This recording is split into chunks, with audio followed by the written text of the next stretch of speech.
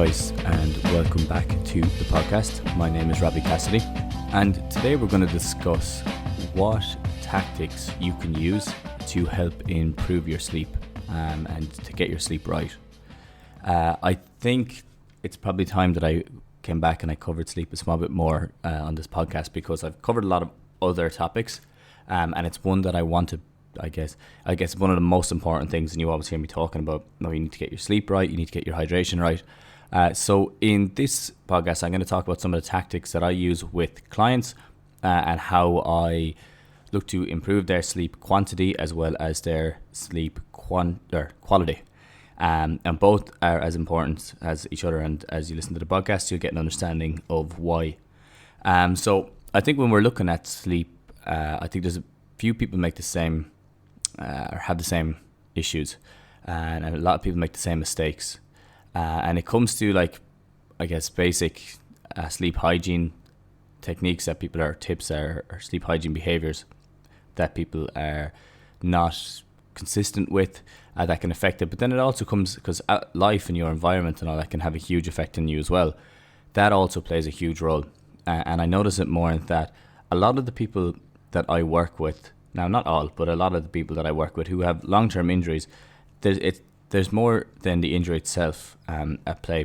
There's always an emotional side to an injury as well as the physical, because obviously with the physical you have a good bit of pain. With the emotional, then that can add to the pain levels that you feel. It can take away from the motivation that you have. It can kill some willpower to keep up with your rehab and to keep aiming and keep achieving, going towards your goals. And it can affect your mindset as well. It can put us into more of a negative mindset that things aren't going as well, things aren't going to get any better, and there's no point in trying. Now, sleep actually has a huge effect on all of these things, and has a huge effect on your mindset, how you can think, how positive you can think, and then how much willpower you have. Has a huge effect on how disciplined you're going to be, what your fatigue levels are like. Obviously, I think we all know that, and your energy levels. But you'll notice that if you're sleeping, let's say on average 6 hours per night, because that's a habit that you've gotten into for over a year, a couple of months, or whatever, a couple of years even in some situations, you don't know what it's like to be operating at, let's say, 8 hours of sleep, 7 to 8 hours. So you don't actually have an idea of what it's like. So a lot of people would say, I can function perfectly on 6 hours, but they have no comparison because they have never tried functioning on 8 hours. And another one is like, what I always get people to do is, one of the first things I look at is their hydration when they jump on board. And the majority of people aren't taking in half enough water in their day-to-day lives. And because of that, then they're in a constant state of, I wouldn't say dehydration, but definitely lacking some of the hydration that they need, or that could be beneficial for them. So once you implement different techniques and different strategies to increase their hydration, what you'll find is they'll all, I guess, come back with the same benefits. They'll all say they have a lot more energy, their alertness is improved, they sleep a lot better, and that their mood is improved. They're kind of the benefits that you'll get from hydration when you up it. But because you haven't increased it to that amount before, and it's not just increasing it for one day will help, but you need to do it consistently. That's where you get the biggest change, I suppose. But until you get to that higher level of hydration, you won't be able to notice the benefits. And what you'll do is, once you hit that level, you'll say, Jesus, I'm looking at what I was drinking before, I can see how, let's say, I was lethargic, I could see why I was fatigued all the time, I could see why I just didn't have any energy in the morning. And because you have it to compare to, I guess. But as I was saying with sleep, we don't have it, or a lot of people can't compare to anything because they haven't hit that 8 hour mark before, or 7 hour mark. Like 7 hours is very solid for a lot of people if you can get it. The one thing you have to watch out for is that, I often see it, is that people go to bed at 12 and they get up at 7, they say, I had 7 hours of sleep. But the majority of times you don't, because if you do go to bed at 12 and you do get up at 7, that's with the hope of you falling asleep exactly at 12 o'clock. It takes about 7 to 15 minutes to fall asleep, in and around. That's kind of the range. And for some people it takes 30 to 40 minutes. Some people it takes an hour. Okay. Rarely do we just lie in bed and go straight out. If we do, sometimes it's because it's what it's needed and we're very fatigued. So if you are not actually getting your, 7 hours of sleep, to get 7 hours of sleep, you probably should be going to bed at 11:30 if you want to get up at 7. It gives you a bit of time to get ready, get settled, and hop into bed, and then you're more likely to hit that 7 hours. But similar to if you want to be on time for something, you're not going to leave to be there exactly at the time. So let's say training starts at 7 o'clock. In general, you're not going to leave. If it takes you 10 minutes to get there, you're not going to leave at 10 to 7. Usually you will leave around about 6:45 to give you that bit of time if something happens along the way that will obviously affect you or something that's going to delay you. It's important. It's good to leave 5 minutes earlier. Now, the same goes for sleep. Giving yourself that extra bit of leeway so that you have time to get it in is huge. So I think going to bed half an hour before you actually want to, let's say if you're looking to get 8 hours, going to bed 8.5 hours. So if you want to get up at 8 o'clock in the morning, going to bed at 11:30 would be a lot easier as opposed to going to bed at 12 and trying to get up at 8, because you're giving yourself that leeway. So I think that makes sense for people. I won't harp on about it too much more. But in general, that's a very, very specific tactic that people need to include more of, because if you feel that you are getting 7 hours of sleep, the majority of the time you're overestimating the amount of sleep you get. And you can use Fitbits and you can use Garmin and you can use the Apple Watch. But a lot of the time they're not actually as effective as they come across. They're not as accurate. And if you're relying on that completely, it does give you good information at times, but a lot of the time it doesn't take it into account once you stop moving. Some of them are used, all they use is accelerometers. So they look at your, obviously it's heart rate and accelerometers when it's moved. If you just lie there in the bed and you have your hand down by your side for long enough, it can say that you're asleep. And how often do you find yourself just lying in the bed with your hands down by your side and not actually asleep? So sometimes it doesn't take that into account. And that's why the data that comes off of the watches and data that comes off of those forms of sleep tracking equipment might not be as effective. Now, there's other ones that look at your heart rate variability. They look at your movement, and they're able to judge it different ways like that. Your breathing rate, that's another way. But in general, don't completely rely on those. Now, moving on, I think I wanted to, in this podcast, talk through the main issues I feel people have at nighttime when they're trying to get to sleep, and some things that I use to clear it up with clients that I work with, because the main ones I think people are struggling with, and if anyone has anything else, definitely get in contact with me on Instagram and let me know. But in general, it's they lie in bed and they're overthinking at night and they just can't stop their brain from thinking about different things, and that keeps them up for an hour and a half, 2 hours, keeps them up for a long time in a lot of situations. And if they wake in the middle of the night, it can really affect them because they'll stay awake for a lot longer than they should. The other one is waking up constantly throughout the night. And I think the last one then I want to touch on is being fatigued in the morning, or you feel that your quality of sleep is fairly poor.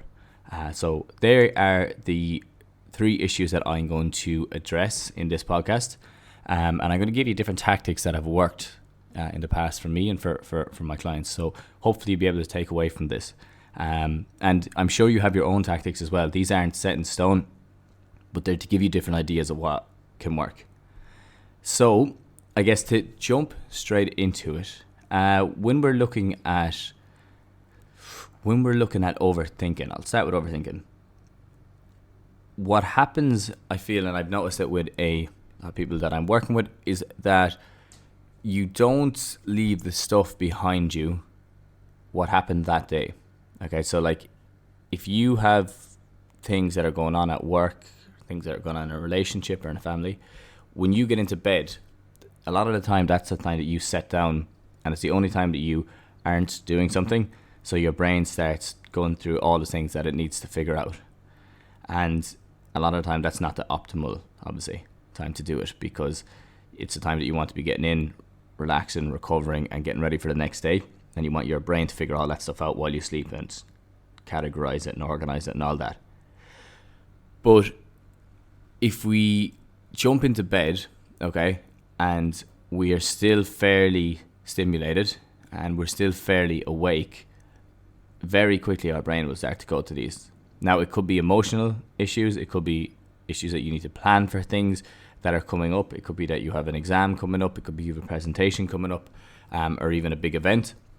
And without, I guess, knowing everything that's on your mind or knowing what's actually causing your mind to jump around, it can be difficult to change it. So we need to become aware of it to change it. If we're not aware of it, it's very difficult to change it. And for this one, I think what I do for a lot of people is the very first thing we look at is avoiding stimulating activities before bed. So if you tend to be an overthinker and you tend to lie in bed and your brain is going 100 miles an hour when you're lying there, then it's very, very good to an hour to an hour and a half to 2 hours before bed, stay off your phone and stay off social media. Okay, and so avoid exercising late in the day, or late in the evening, I should say, within an hour before you go to bed, and avoid sitting up watching Netflix or watching movies or whatever in bed as well. The reason being is that the light from the TVs and the light from your phone, that will keep your body awake, and it will affect the rise of melatonin. And basically what that does is once your melatonin rises, it starts to set the stage for sleep, and different hormones are associated with that as well. So our body starts to move towards a sleep state. But if you have all these bright lights, it keeps your body awake, it keeps your energy levels high, and when you lie down, it doesn't just switch off straight away, because it does take time. So like dimming the lights around your house and staying off your phone are huge ones, and that's a very common sleep hygiene behavior. Now, outside of that, if you are on something like social media, where you're swiping through, and say you're on TikTok or you're on Instagram and you're on Reels and you're flicking through them and you're reading about all this different stuff.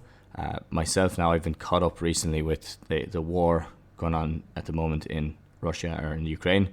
And I find that I've caught myself at nighttime just kind of researching that, looking through the news, looking at videos and stuff like that around it. And I notice then when I get into bed that I'm wide awake. You know, it could be 7 o'clock in the evening for me.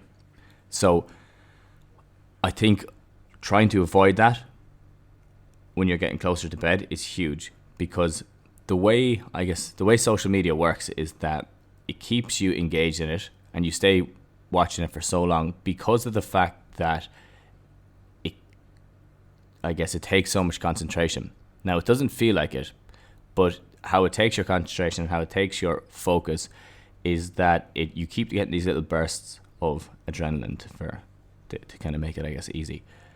And every time you do, you get this hyped feeling. You're ready to watch one more, and you flick onto the next thing, and your interest is there, and your alertness is spiked. And if we're doing that right before bed, when we need all that to come down, you can see how that's going to, when you move to bed and your alertness and all that is still high, how your body will and your brain will move from the looking what's on the screen to actually thinking about all the other issues that are going on. Okay, so that's a huge one. Now, the other one is caffeine late in the day, and these are two basic ones, but I said I better throw them in before I kind of get into the deeper stuff, because caffeine late in the day is a crazy one that I see so many people still, even now, with the amount of information that's out on it, still moving towards. And that can be a cup of tea in the evening. And there was I had a client, I've been working with this with one client, and she was having trouble with like a lot of really, really high pain in her shoulder, really, really high pain in her hip, and she was finding it extremely difficult to get to sleep at night because all these issues were kicking up again. And when we looked at it and we looked at her caffeine intake, there was something like 5 to 6 cups of tea throughout the day. And I think it was even more in some situations. I think it was up to 10, I think, in some situations or some days. And it was just habit. It was just cup of tea here, cup of tea there, just to keep it ticking over. We'll have it again and have it again. And it was just all the time you were looking at, I guess, taking in something else, or instead of, I guess, looking for another outlet, like I guess some people have cigarettes, things like that. Some people use social media. It was just looking towards getting another cup of tea because it was relaxing and it was just a habit that was built. Now that was continuing on till up to 9 o'clock in the evening, 9:30 in the evening. And then we were wondering why, like for the weeks before that, her sleep was so affected. And the thing is, when I had asked her initially, do you take in much caffeine? She said, no, not really, no. Like I only drink coffee once a week, twice a week, or if I'm very tired. So people tend to only associate caffeine intake with coffee. And that was a huge one. We were like, okay, right, let's cut that out and see what difference this makes. And within a week, huge improvement in sleep because of the fact that we were able to cut the caffeine out later in the day. Now, I guess the nice one to put down as well, and it's one that I try to introduce. It works with some people, it doesn't work with other people, and there's other ways around this as well if it doesn't. But journaling is a huge one. If you feel that there's a lot of things going on, especially if there's an emotional side that's tied into it as well, journaling really helps to calm the mind and help you sleep. And it does that by turning down your alertness, but it also does it by getting what's in your head on paper. Okay? And I've used this analogy before. I've used the idea of when there is 3 or 4 things bothering you, you'll notice that you'll go from one to the next, to the next, to the next, back to the first, over, back and around. Okay? And it becomes this cycle that you don't really know which one is the biggest issue, which one is the highest priority, what's the biggest problem. And you're just jumping one to another and not actually improving on anything at all. So I guess an easier way to say it is if you look at if you have to do your shopping, okay, but then you're also fighting with somebody at work, okay, then you also have a presentation coming up at work, and the number 4 is that you have a really tight schedule and you were supposed to meet a friend for coffee and you don't know if it's going to happen because, I don't know, you have to go shopping or something instead. Now, those 4 things alone, let's say the work ones are the 2 biggest issues, and then the other 2, like getting your shop and that as well, are on the back of your mind because they're affecting your schedule. It's so easy to go, okay, right, I need to go to the shop to pick my food up, book up, I need to meet my friend, so I don't know how I'm going to fit that in. But actually, I need to get that presentation done, so I don't know how I'm going to fit any of those in. But I don't really want to go to work because I'm pissed off at that person. I don't want to meet them. I don't want to come across them. But, actually, I need to get my food shop. And I actually need to meet a friend. Okay, and that's a lot of the time what happens to it. There's not loads and loads and loads of things bothering us. It's that we get stuck in this cycle and stuck in this loop of one popping from one thing to the next, to the next, to the next, and then just going around in circles. So if you journal, you can actually get everything that's bothering you there out of your head and down on paper, and then you can look at it in a more structured way. And you'd be surprised how much relief that can give to someone when they see what their main issues are and they're able to prioritize what they need to tick off and what they need to get fixed. It can also help if there's a lot of emotional stuff going on, because you can write about why it bothers you so much. First, you can write about what it is, why it bothers you, and then you can look at setting boundaries, or you can look at working on how to improve it. Okay, and sometimes it's just time. It takes time to improve it.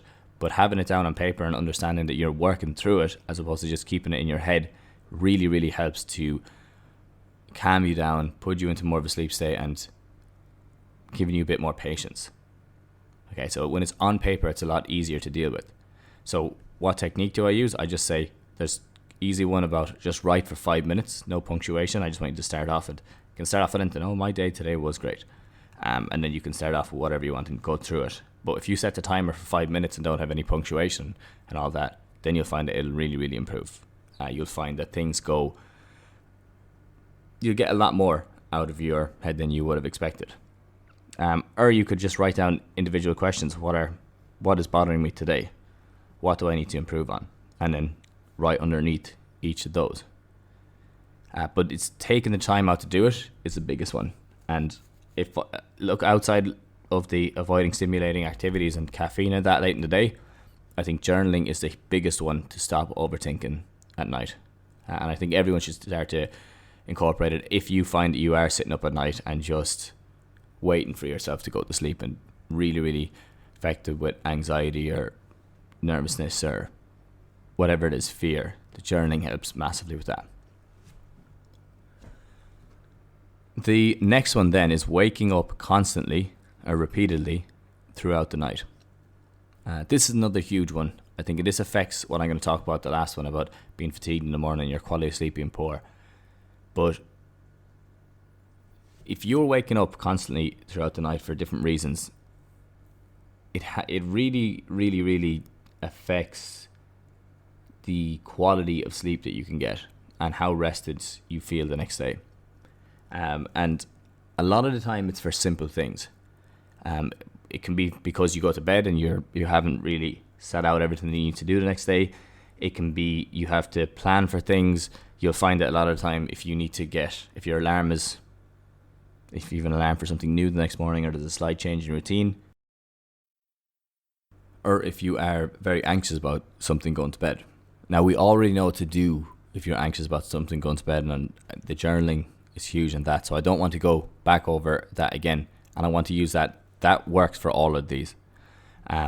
But to give you new tactics for this one, if you're waking up constantly throughout the night, and you find that you can't get back to sleep. But first off, if you wake up and you can't get back to sleep, instead of lying in the bed, it's really important to jump out of the bed, walk around, and then hop back in, because it works on this sleep efficiency idea. And your sleep efficiency is basically the amount of time you spend in bed versus the amount of time that you are asleep.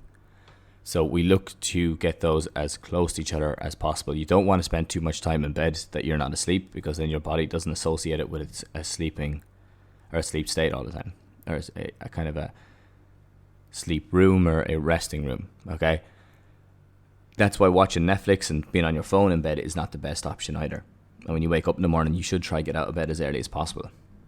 So if you do wake up throughout the night, I would say first off, try pop up out of bed, walk around, come back in, and then go to sleep. Then aim to go to sleep. That's a really, really effective one. If it's because you need to go to the toilet, then I think it's a simple fix, but I think a lot of people need to do it more. Sometimes these things are, like a lot of the time, these things are simple. It's just becoming aware of it and actually changing it. But if you're drinking a lot of water late into the evening, that's going to have a huge effect. You're obviously going to need to go to the toilet at nighttime. So cutting out the amount of water you drink, let's say after 6 in the evening, is a really, really effective method of trying to, or stopping you from getting up in the middle of the night. Now, if you're gymming late in the evening, it does make it that small bit more awkward, and it's probably that you need to hydrate earlier in the day and more earlier in the day, so that you do get that. You don't need to take on loads of water after your gym session, because I would prefer for you to get a perfect night's sleep than to get an extra session in the gym. Okay, so I would try get your water in early in the day if you can, and then try keep it that way throughout the week. So a really simple one. Now, the next one is, if you're waking up loads throughout the night because you're waiting for an alarm, or there is something that you need to get done, or there is something pending that you need to, let's say you have to get up and go and catch a flight, or you need to get up and you're really cutting it tight to get up and get your shower and then drive to work. Well, it might be that you need to set your alarm back earlier in the morning, so you give yourself an extra 15 minutes. So you can get up, you have that 15 minutes to kind of adjust yourself, orientate yourself, and then start moving into it. I find a lot of people have their alarm bang on, let's say 6 a.m, and they need to be out the door at 6:15. So if they miss that first alarm and they're not out the door at 6:15, they're going to be late for work. But if you set that 15 minutes earlier and then adjusted your sleep time and adjusted your bedtime 15 minutes earlier, it just gives you more time to orientate yourself in the morning. You're not in as much of a rush, and you can slowly pick yourself up as the morning comes on, because you don't want to be waking up really sharply and then jumping out of bed, jumping in the shower and getting out the door as quick as you can, because it's not a sustainable method. It's not the nicest way to start your day, and there's definitely better ways of doing it. I'd also say that if you have an alarm that's really loud, like a horn or something that's just really, really loud, I would cut that out as early as possible. And people say, I need that, but it's because you've become adjusted to it. It's not that you need an alarm like that to get up. It's most likely that you've become adjusted to it. And it's an awful way to wake up. Jeez, I used to do it for years. It's an awful way to wake up. You never wake up like delighted that your alarm is gone off, because it's blaring and you're going from a deep sleep state into a blaring, like high alert state straight away. Massive rush of adrenaline early in the morning. So having a nicer alarm that builds up over time, or even one of the ones, there's alarms you can get now, clocks, and they go light up like what sunlight would, and they take about an hour or half an hour to get brighter and brighter. I would recommend those massively. They're such a nice way to wake up, as opposed to just getting this huge alarm that goes off and you have to jump out of your bed, jump out of your skin. Because if that is happening, you'll find that your sleep won't be as deep, because you're waiting for it to go off and you don't want it to be as much of a shock. So changing your alarm is huge. Other than that, preparing your stuff for the next day is massive. So if you have an event or something like that the next day, having all your clothes set out, having your breakfast and your lunch already planned out and done so you don't have to make it in the morning, gives you that extra time and helps you just fall into it the next day, fall like one into the next, into the next, into the next. Sam Ovens talks about this decision fatigue a good bit. He's a consultant, very interesting guy. And he basically looks at how when you have to make a lot of decisions in your morning, that's going to affect you as you go on throughout the day. So it's going to affect your motivation, your willpower, and your ability to make decisions. So you don't want to be having to make a load of decisions in the morning that will cause you to do less in the evening. So you're less likely to go to the gym, or you're less likely to do a mobility workout, or you're less likely to go through your rehab. Okay, so having stuff set out from the night before gets rid of those decisions. You can get them done, and then you're not going to be later on the next day, you're not going to be running into those barriers as early. And it's a really, really effective way. So I always say, prepare your clothes, prepare your food, set it out, and prepare your gym clothes and your mat, whatever it is, if you're doing your mobility in the evening. Then I guess the last one is going through the same routine every evening before you go to bed is a great way of setting you into kind of more of a sleep routine, so that your body knows when it's time to go to bed, and it's building up for half an hour to an hour before it. So having the same routine of, let's say it can be simple, like it can be feed the dogs, lock the door, brush your teeth, set your clothes out for the next day, jump into bed, or journal, jump into bed, whatever it is. But just having the same 3 to 4 things, setting triggers so that when you actually get into bed, it's time to go to sleep, is a really, really good way of doing it. And it works for a lot of people. But people try to complicate the routines. Keep them simple and be cognizant of how you do it. And if you are, then your body will become more aware of how you do it. Now, the last one, and I don't want to hold you for too much longer, is fatigue in the morning, or quality of sleep being very poor. Now, the ones that I talked about before this are obviously going to affect your quality of sleep. So a lot of the tactics that I discussed are going to help you. For this one, you can implement them as well. Because obviously if you're waking up in the night, your sleep is going to be poor. If it's taking you ages to go to bed, you're going to be fatigued in the morning, or go to sleep because you're going to be fatigued in the morning because you're not getting enough sleep in. So the last one I wanted to look at is, I guess, other tactics that can address this issue. Now, first one I want to jump into, or first one I talk about, is your load. So if you're fatigued every morning, you're finding it tough to get out of bed, you could just have whole system fatigue, and it might not be just associated with your sleep. It could be that you're just doing too much during the week and the body isn't getting a chance to recover. Okay, so assessing load is huge. Looking at, let's say, the cognitive tasks that you have at work, maybe you're trying to learn a new skill, just looking at in general different things that are taking your brain power away from you, or using brain power, because that will affect your fatigue levels. And people forget that. People think fatigue is only associated a lot of the time with physical fatigue, where you're exercising.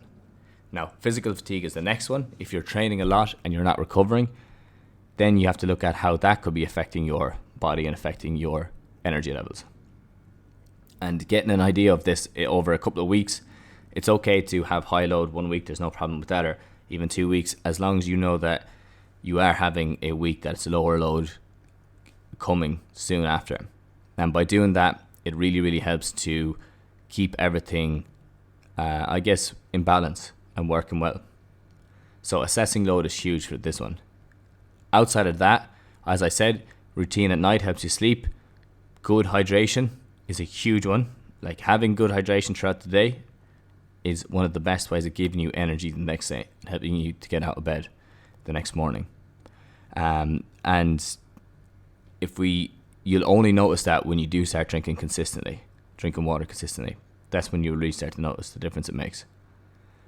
Outside of that, it's like sunlight as early as possible in the morning. So within 10 minutes of getting up, you want to step outside and take in sunlight. Now, if you're in a place like Ireland, where it's a lot of cloud cover, still getting outside, where you're not getting rain down on, but still getting outside and looking up at the sky and taking in the rays. They will come through the clouds. I know it doesn't feel like it sometimes, but they do. Is a great way of setting your sleep schedule for the next night. So it's the fastest way to set your circadian rhythm is going out and getting 2 to 10 minutes of sunlight in the morning. I would recommend that to everybody to try it out. Next, then, you're looking at something like a sleep tape. And a sleep tape is, I guess, better for people who know that they snore at night, because the majority of the time you snore at night because of the fact that your mouth falls open, your tongue falls to the back of your mouth, and that blocks your airway. And you're not taking in the nitric oxide that's needed from your nose. That's created in your nose. You're not taking that in, and you're not really getting the best quality of sleep that you could be because of that. So if you get tape, and all you need to get is hypoallergenic tape to tape your mouth closed, that will help massively to put you into more of massively for you to get a better quality of sleep. And I think that's a huge one that people need to start doing a bit more, especially if you're a snorer. I do it. I don't snore massively. I do talk at night sometimes, which is a bad habit. I don't know who I do be talking to, but I definitely do talk. And sleep tape is another way of stopping that for me as well. But if you are mouth breathing, you want to look at nasal breathing as much as possible. And nighttime is a great way for you to get that in. And you'll find instantly, once you put the sleep tape on, you'll be a lot more alert in the morning. Your quality of sleep will be a lot better. And your energy throughout the day will be way, way, way higher. So guys, that's really everything I wanted to chat through today. I don't want to make this podcast too much longer because I'm just noticing it's gone over the 30-minute mark now. But I think I covered the majority of things there. And really what we were looking at is the tactics to help to get your sleep right, to improve your sleep. But really I wanted to focus on how to stop overthinking, or how to reduce that overthinking or brain activity, I guess, at nighttime. How to stop yourself waking up constantly throughout the night, and how to improve your quality of sleep and reduce the amount of fatigue you have in the morning. They were the main things that I wanted to discuss. And journaling was a huge one. I want you to, anyone who is struggling with emotional stuff, journaling really, really helps. It can be awkward to get the first one done or the second one done, but once you do it, it's very, very easy to keep it going and keep that ball rolling. So I would recommend that to everyone. The sleep tape is an excellent one. It's a really, really good way of just improving your quality of sleep overall, and setting your clothes out for the next day and setting everything up so that you're ready to go the next day is huge as well. Lastly, assess load and look at your getting sunlight in the morning. These are kind of the main ones that have a huge impact on someone's sleep at night. And if you can do that, if you can take in sunlight, that's direct sunlight. You don't want to take it in through a window. I should have said it earlier on, because that just changes the angle of it slightly, refracts it or whatever. But getting outside is huge. And taking in sunlight, taking in 5 minutes there to yourself while you're drinking a coffee just to chill out is a huge way of improving your sleep the next night and setting your circadian rhythm. Yeah, I guess that's it then. Thank you so much, guys, for listening this week again. I really, really appreciate it. I hope that you're getting a lot of value out of these episodes. And please, if you do have any recommendations, people have been sending them through to me more. So just don't feel like, oh, you're the only one that's doing it. There is a good few people that have given me recommendations recently on what type of podcasts I should do. And I love it because I'm always looking for new topics. I always want to see what you're interested in. And obviously I don't know what you're interested in unless you tell me. So it's a really good way of doing it. Now, also, I would like you to, if you do, sign up to my newsletter, because each month I break down a certain topic into 3 to 4 different headings, and I go into detail. This month is March, and I'm looking at mindset. So you can sign up to my newsletter by going on to my Instagram page. Probably the easiest way is just download the hamstring protocol. It's free, and it's a free return to running protocol that you can use. But you also get signed up to the email if you do that. It's probably the handiest way to do it right now. Other than that, I would love if you could rate this on iTunes. I'd love if you could subscribe to it on iTunes and Spotify. And I'd also love if you could subscribe to me on YouTube, because I'm going to be building my YouTube over the next couple of months, and I'm going to be going into more detail on a lot of these topics. So I would love if you could jump on that also, as it would kickstart it that bit faster, so I would start making the videos that bit quicker. So yeah, that's everything from me today, guys. I'd love if you could leave a comment also, or share it on your story, or share this to a friend who struggles with any of these issues. Thanks a million. Hope everyone is doing well out there. Have a good one.